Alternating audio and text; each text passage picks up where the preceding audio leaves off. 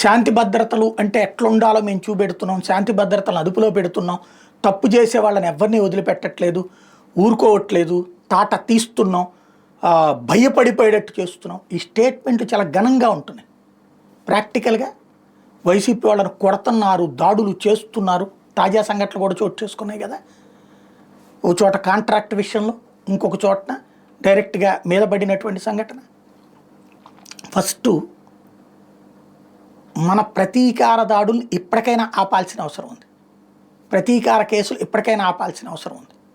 ఎందుకంటే extreme level అయిపోయినాయి, ఎక్కడా కంట్రోల్ లేదు.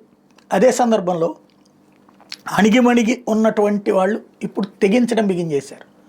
ఇది పెరిగితే కొట్లాట్లు అవుతాయి, ఆ తర్వాత ఘర్షణలు అవుతాయి, ఆ తర్వాత ఊళ్ళు రాక్షసత్వంగా మారిపోతాయి. అప్పుడు వైసీపీ మీద ఎంత నెగిటివ్ ఉంటుందో తెలుగుదేశం మీద కూడా అంతే నెగిటివ్ ఉంటుంది. అప్పుడు మనం ఏమనుకుంటాం, జనసేనను బీజేపీని చూసి ఓట్లేస్తారనుకుంటాం. వాళ్ళని చూసి ఓట్లేస్తారు, వాళ్ళు విడిగా పోటీ చేస్తే.